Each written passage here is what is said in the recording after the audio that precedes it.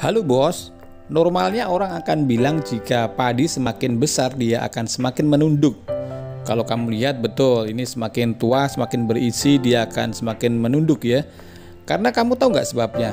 Karena batangnya itu kecil. Jadi kalau nih lihat kan dari jarak dekat, batang pohon padi itu kecil. Jadi semakin berat, semakin berisi padinya, dia akan semakin menunduk.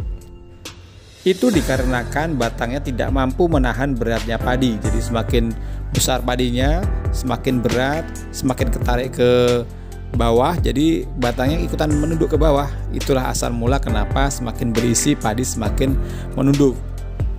Jadi batang pohon padi ini semakin berisi semakin menunduk itu karena terpaksa ya. Terpaksa karena keberatan beban. Jadi sebenarnya orang menunduk itu ada dua sebab. Pertama memang dia semakin pandai, semakin pinter, lalu dia memang menunduk aja supaya nggak kelihatan dia merendah.